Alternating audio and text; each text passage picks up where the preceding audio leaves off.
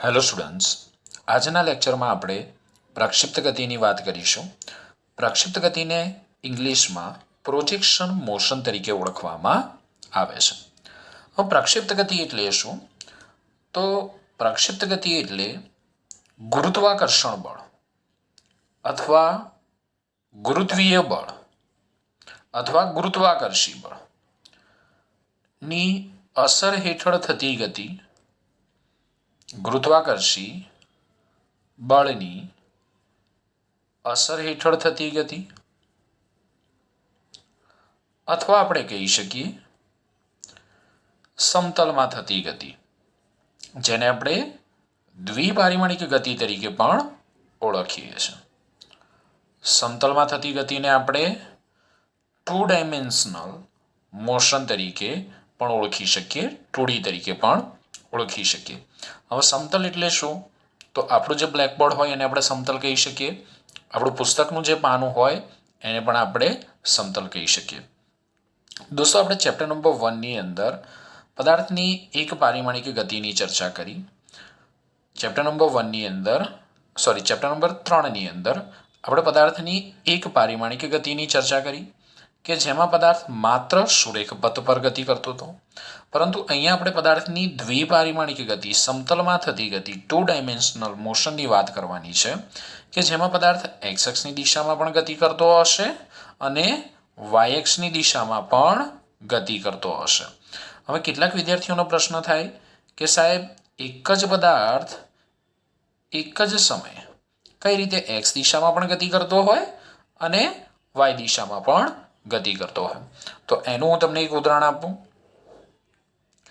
ધારો કે મેદાન ઉપર એક ફૂટબોલ પડેલો છે અને એક ખેલાડી આવીને આ ફૂટબોલને કિક મારે છે. પરિણામે કિક મારેલા ફૂટબોલની ગતિ કંઈક આ પ્રમાણે થશે. ઓકે, મેદાન ઉપરથી ફૂટબોલને કિક મારવામાં આવે છે અને ફરી પાછો ફૂટબોલ આ પ્રમાણે ગતિ કરીને મેદાન ઉપર પાછો આવે છે. અથવા તમે ઊભા છો અને તમે કોઈક પદાર્થને હવામાં ફેંકો છો અને એ પદાર્થ આ પ્રમાણે ગતિ કરીને જમીન પર પાછો આવે છે. તો તમારા હાથમાં અથવા બીજે સામે કોઈ બીજો તમારો મિત્ર ઊભો છે એના હાથમાં પાછો આવે છે. તો હવે અહીંયા તમે ધ્યાનથી જોજો. ચલો, જ્યારે આ ફૂટબોલની કિક મારવામાં આવે છે એટલે ધારો કે ફૂટબોલ અહીંયા પહોંચે છે. હવે જુઓ તમે, આ ફૂટબોલે એક્સ દિશામાં પણ અમુક અંતર કાપે છે અને વાય દિશામાં પણ અમુક અંતર કાપે છે. એટલે કે આ ફૂટબોલ એક્સ દિશામાં પણ ગતિ કરે છે, વાય દિશામાં પણ ગતિ કરે છે. હવે ધારો કે ફૂટબોલ અહીંયા આવ્યો તો અહીંયા તમે જુઓ, ફૂટબોલ એક્સ દિશામાં પણ ગતિ કરે છે અને વાય દિશામાં પણ ગતિ કરે છે. હવે ધારો કે અહીંયા આવ્યો તો ફૂટબોલ એક્સ દિશામાં પણ ગતિ કરે છે અને વાય દિશામાં પણ ગતિ કરે છે. તો અહીંયા તમે જોઈ શકો છો કે પદાર્થની જે ગતિ થાય છે, એક ગતિ એક્સ અક્ષની દિશામાં થાય છે, બીજી ગતિ વાય અક્ષની દિશામાં થાય છે. તો પદાર્થની આવી દ્વિપારિમાણિક ગતિને આપણે પ્રક્ષિપ્ત ગતિ તરીકે ઓળખીએ છીએ. હવે પ્રક્ષિપ્ત ગતિની આપણને બુકમાં ડેફિનેશન કંઈક આ રીતે આપી છે કે જ્યારે કોઈ પદાર્થને ફેંકવામાં આવે ત્યારે તે ઉડ્ડયનમાં હોય. તો અહીંયા તમે જોઈ શકો છો, પદાર્થ ઉડ્ડયનમાં છે. કે જ્યારે કોઈ પદાર્થને ફેંકવામાં આવે ત્યારે તે પદાર્થ ઉડ્ડયનમાં હોય તે દરમિયાન તે પદાર્થને આપણે પ્રક્ષિપ્ત પદાર્થ કહીએ છીએ. જ્યારે કોઈ પદાર્થને ફેંકવામાં આવે ત્યારે તે પદાર્થ ઉડ્ડયનમાં હોય તે દરમિયાન તે પદાર્થને આપણે શું કહીએ છીએ? પ્રક્ષિપ્ત પદાર્થ તરીકે ઓળખીએ છીએ. અને પદાર્થની આવી જે ગતિ છે એ ગતિને આપણે શું કહીએ છીએ? પ્રક્ષિપ્ત ગતિ તરીકે ઓળખીએ છીએ. તો પ્રક્ષિપ્ત ગતિને આપણે એકી સાથે પરસ્પર લંબ દિશાઓમાં થતી, સમજો, પ્રક્ષિપ્ત ગતિને આપણે એકી સાથે પરસ્પર લંબ દિશાઓમાં થતી બે જુદી જુદી એકી સાથે પરસ્પર લંબ દિશાઓમાં થતી બે જુદી જુદી સ્વતંત્ર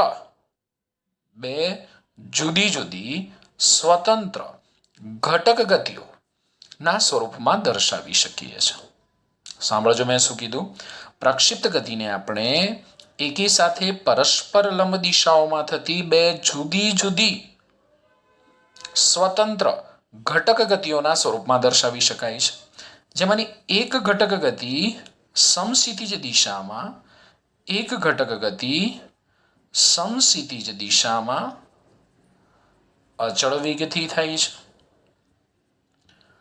એક ઘટક ગતિ સમક્ષિતિજ દિશામાં અચળ વેગથી થાય છે અને બીજી ઘટક ગતિ ગુરુત્વીય બળ અથવા ગુરુત્વાકર્ષણ બળની અસર હેઠળ ઉર્ધ્વ દિશામાં, બીજી ઘટક ગતિ ગુરુત્વાકર્ષણ બળની અસર હેઠળ ઉર્ધ્વ દિશામાં અચળ પ્રવેગથી થાય છે. તો ખાસ સમજો કે પ્રક્ષિપ્ત ગતિને આપણે એકી સાથે પરસ્પર લંબ દિશાઓમાં થતી બે જુદી જુદી સ્વતંત્ર ઘટક ગતિઓના સ્વરૂપમાં દર્શાવી શકીએ છીએ. ફરી એકવાર કહું છું, પ્રક્ષિપ્ત ગતિને આપણે એકી સાથે પરસ્પર લંબ દિશાઓમાં થતી બે જુદી જુદી ઘટક ગતિઓના સ્વરૂપમાં દર્શાવી શકીએ છીએ.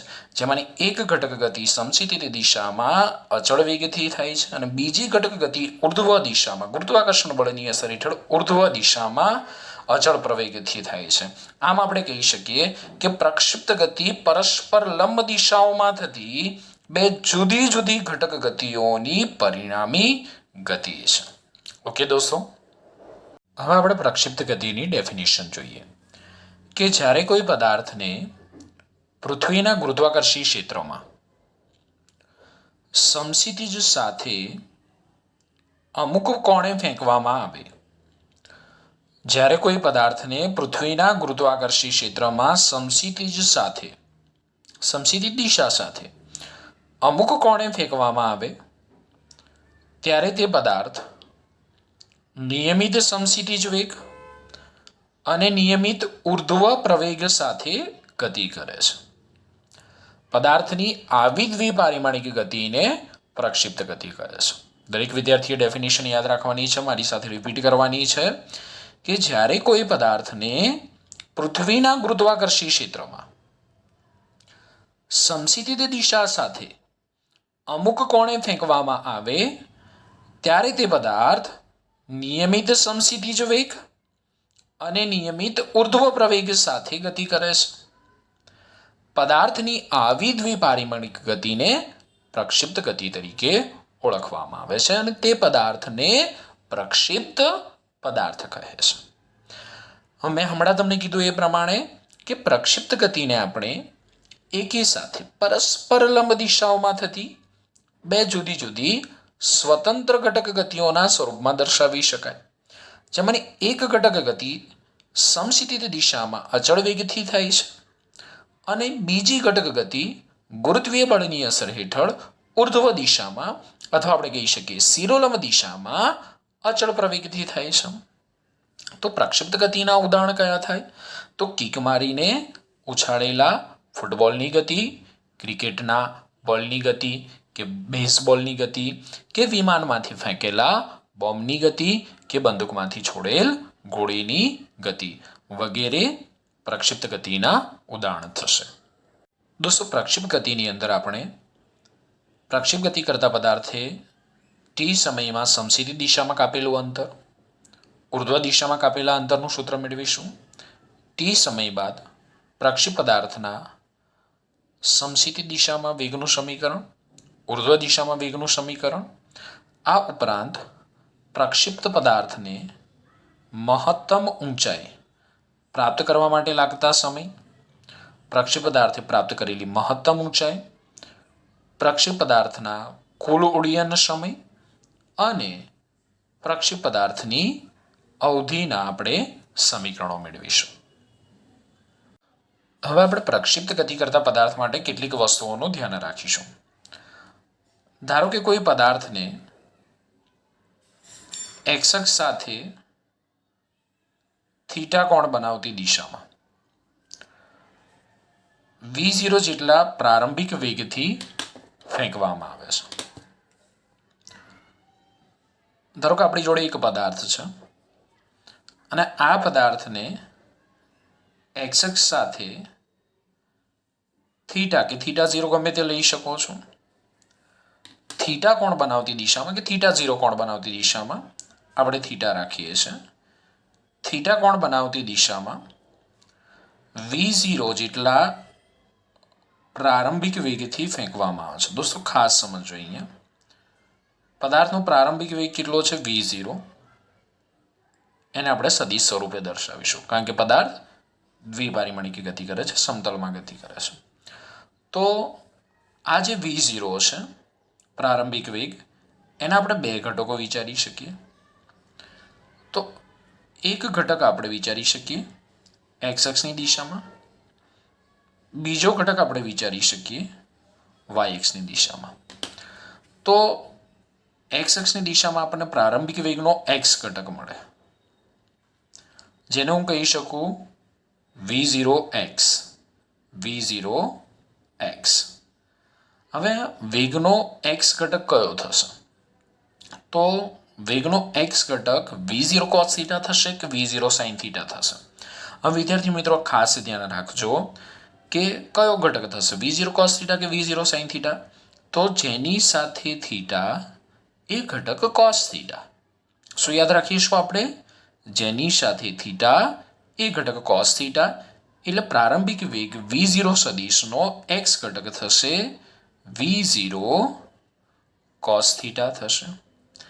અને આ જે શિરોલંબ ઉર્ધ્વ ઘટક છે એને આપણે કહી દઈએ v0y.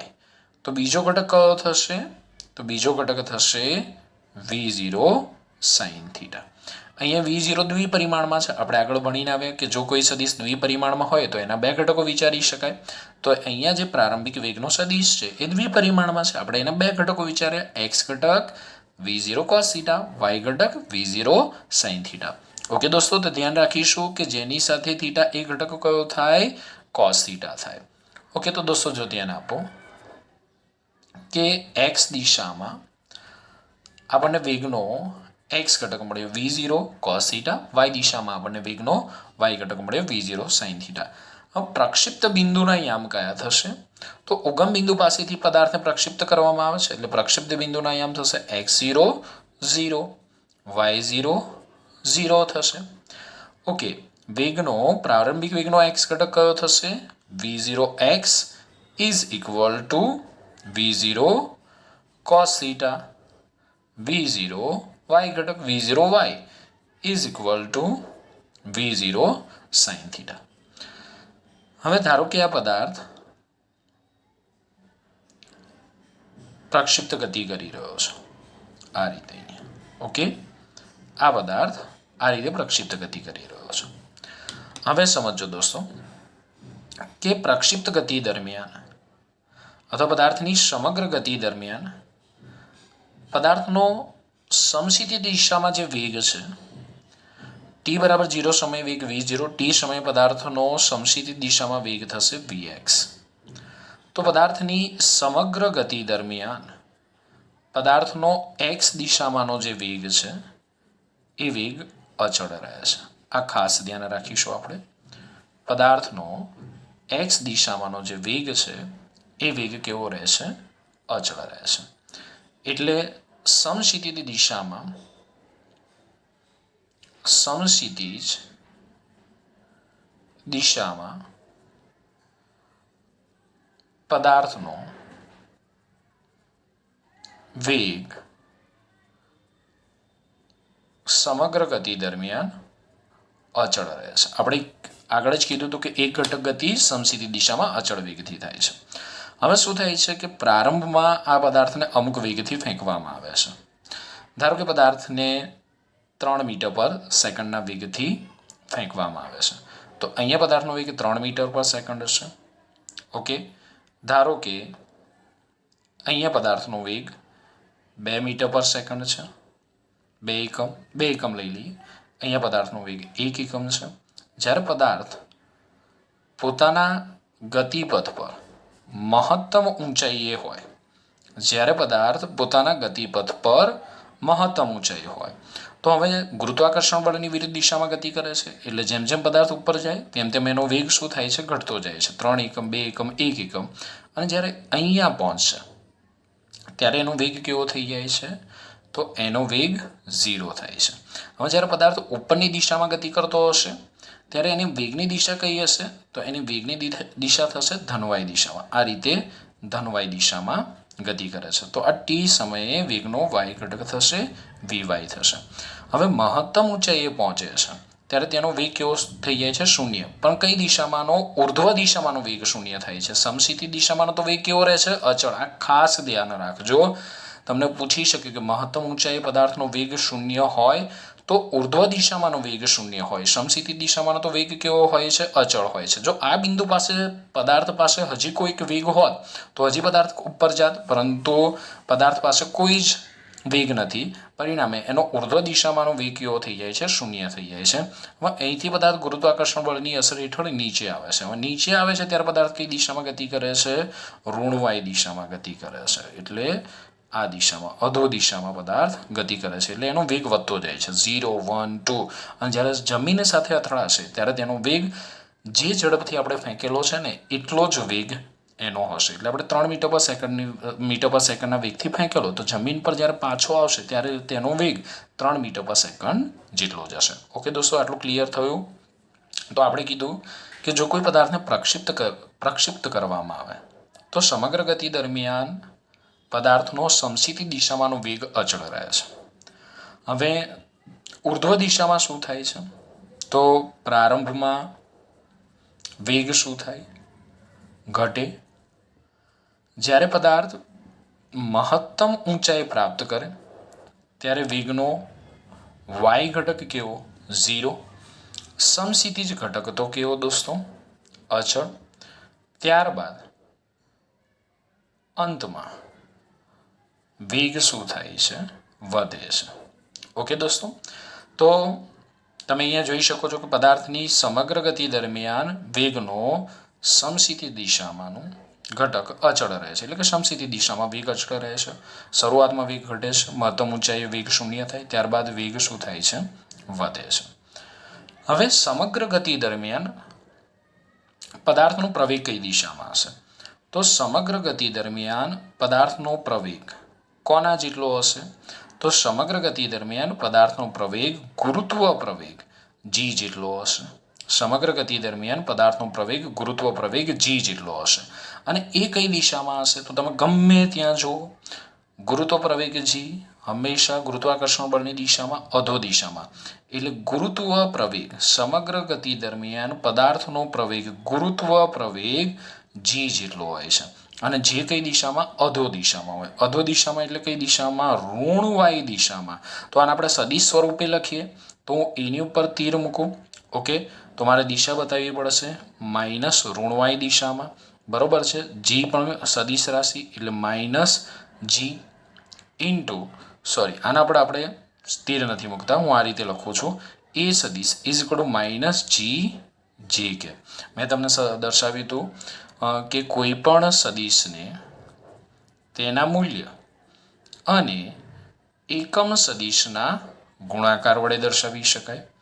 કોઈ પણ સદિશને તેના મૂલ્ય અને એકમ સદિશના ગુણાકાર વડે દર્શાવી શકાય. તો આપણને ખબર છે કે એક્સ દિશામાંનો એકમ સદિશ કયો છે? આઈ કેપ છે. વાય દિશામાંનો એકમ સદિશ જે કેપ છે. ઝેડ દિશામાંનો એકમ સદિશ કે કેપ છે. તો આપણે કીધું કે પદાર્થની સમગ્ર ગતિ દરમિયાન પદાર્થનો પ્રવેગ કઈ દિશામાં હોય છે? અધો દિશામાં, એટલે કે ઋણવાય દિશામાં. તો આપણે આ રીતે લખી શકીએ એ સદિશ ઇઝ ઇક્વલ ટુ માઇનસ જી જી કે. અહીંયા લખવું એટલે ખ્યાલ આવે દરેક વિદ્યાર્થીને, માઇનસ જી જી કે. હવે આ જે પદાર્થ છે એ સમગ્ર ગતિ દરમિયાન ગુરુત્વાકર્ષણ બળની અસર હેઠળ ગતિ કરે છે. એટલે સમગ્ર ગતિ દરમિયાન પદાર્થનો પ્રવેગ કેવો રહે છે? અચળ રહે છે. તો આપણે કીધું હતું બીજી ઘટક ગતિ એ ગુરુત્વીય બળની અસર હેઠળ શિરોલંબ દિશામાં અચળ પ્રવેગથી થાય છે. એટલે સમગ્ર ગતિ દરમિયાન, દોસ્તો ધ્યાન રાખજો, સમગ્ર ગતિ દરમિયાન પદાર્થનો પ્રવેગ ગુરુત્વ પ્રવેગ જી જેટલો હોય, જેનું મૂલ્ય 9.8 મીટર પર સેકન્ડ સ્ક્વેર જેટલું હોય, અને સમગ્ર ગતિ દરમિયાન પદાર્થનો પ્રવેગ કેવો રહે છે? અચળ રહે છે. અને અહીંયા કેમ જે કેપ આવ્યું? ખ્યાલ આવ્યું? અને માઇનસ નિશાની કેમ મૂકી છે? કારણ કે ઋણવાય દિશામાંનો એકમ સદિશ કયો થશે? માઇનસ જે કેપ થશે. એટલે આપણે માઇનસ જે કેપ મૂકેલો છે. હવે દોસ્તો જો અહીંયા ધ્યાન આપો, આ સમીકરણ હું આની સાથે સરખાવું. આપણે પ્રવેગના ઘટકો લીધા હતા. સદિશ એ બરાબર A X I cap plus A Y J cap. Okay દોસ્તો, તો હું આ સમીકરણને આ રીતે લખી શકું. એ સદીશ બરાબર આઈ કેપ તો છે નહીં, તો 0 આઈ કેપ માઇનસ જી જે કેપ. હવે બંને સમીકરણને આપણે સરખાવીએ તો i cap into i cap, તો એક્સ બરાબર આપણને કેટલા મળશે, તો એક્સ બરાબર આપણને મળશે 0. J cap into J cap AY બરાબર કેટલા મળશે, તો એવાય બરાબર આપણને મળશે માઇનસ જી. ઓકે દોસ્તો, યાદ રાખીશું કે પ્રારંભિક બિંદુના યામ અથવા પ્રક્ષિપ્ત બિંદુના યામ x0 0, y0 0, v0 x, v0 cos θ, v0 y, v0 sin θ, ax બરાબર 0, ay બરાબર માઇનસ જી. દોસ્તો આ ખાસ આપણે યાદ રાખવાનું છે, તો જ આપણને આગળની થિયરીમાં કોઈ તકલીફ પડશે નહીં. બીજી વસ્તુ કે સમગ્ર ગતિ દરમિયાન પદાર્થનો સમશીતી દિશામાંનો વેગ કેવો રહે છે, અચળ રહે છે.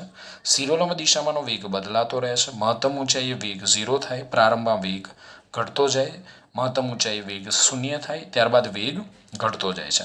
સમગ્ર ગતિ દરમિયાન પદાર્થનો પ્રવેગ કેવો રહે છે, અચળ હોય છે. અને કઈ દિશામાં, અધો દિશામાં, ઋણ y દિશામાં, પૃથ્વીના કેન્દ્રની દિશામાં, ગુરુત્વાકર્ષણ બળની દિશામાં. માટે આપણે અહીંયા લખ્યું છે એ સદીશ બરાબર માઇનસ જી જે કેપ. દોસ્તો આની અંદર કન્ફ્યુઝ ના થતા હજી સમજો, પદાર્થનો પ્રવેગ અધો દિશામાં, ઋણ y દિશામાં છે, માઇનસ જી જે કેપ.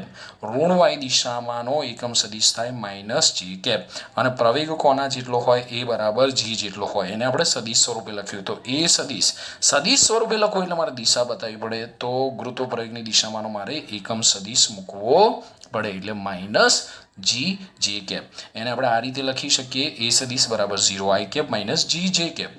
તો પ્રવેગના ઘટકો સાથે સરખાઈએ, એ સદીશ બરાબર ax i cap plus ay j cap, તો ax બરાબર 0, ay બરાબર માઇનસ જી થશે.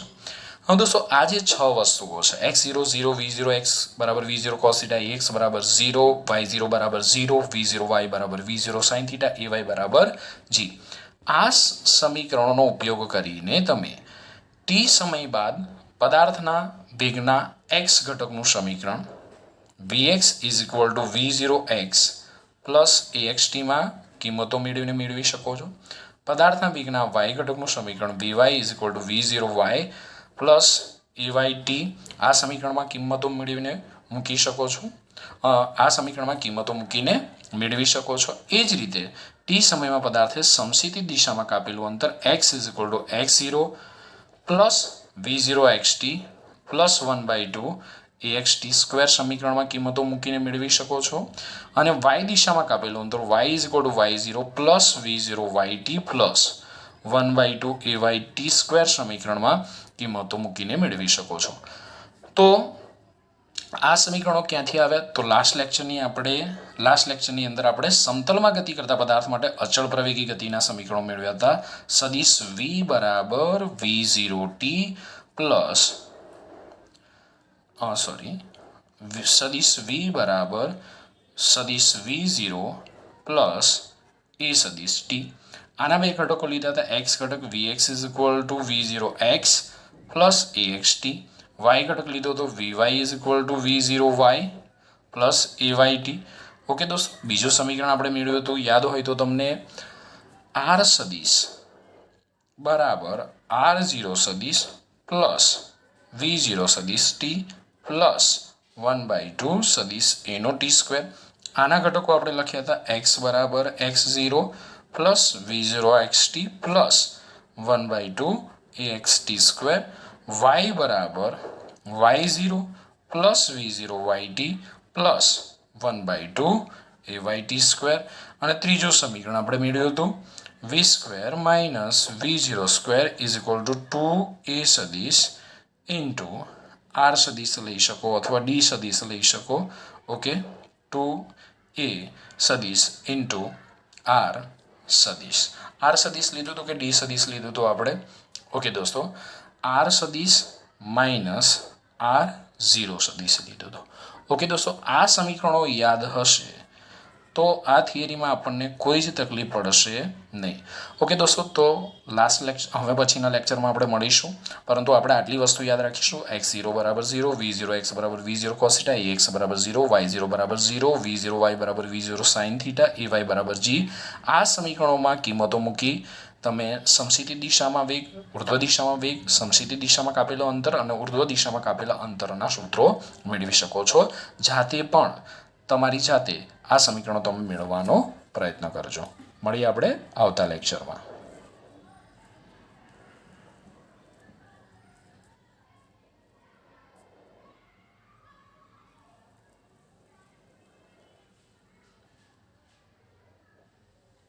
દોસ્તો બધા જ સમીકરણો યાદ રાખજો.